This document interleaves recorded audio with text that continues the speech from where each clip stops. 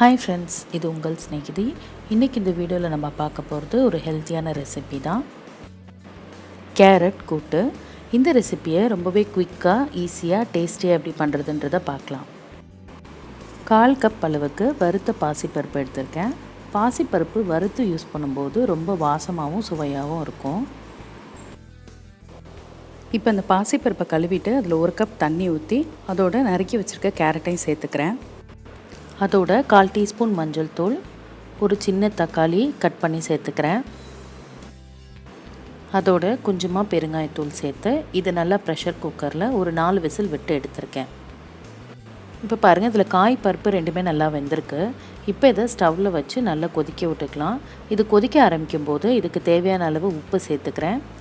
அதோடைய தேவையான அளவு மிளகாய்த்தூள், கொஞ்சமாக ஒரு 1/4 டீஸ்பூன் அளவுக்கு மல்லித்தூள் எல்லாத்தையும் சேர்த்து இதை கொதிக்க விடலாம். ஒரு 2 நிமிஷம் அது கொதிக்கட்டும். அதுக்குள்ளே இந்த பக்கம் தாளிச்சுக்கலாம்.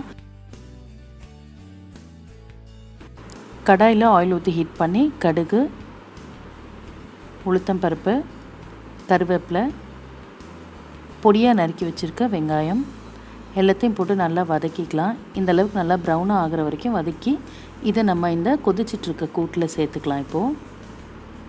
இப்போ இதை இன்னும் கொஞ்சம் நேரம் கொதிக்கட்டும்.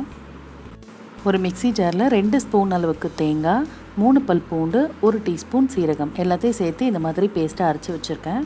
இப்போ அதை இந்த கொதிக்கிற கூட்டில் சேர்த்து எல்லாத்தையும் கலந்து இன்னும் ஒரு 2 to 3 மினிட்ஸ் இதை கொதிக்க விட்டால் நல்லா வாசமுள்ள சுவையான கேரட் கூட்டு ரெடி ஆகிடும்.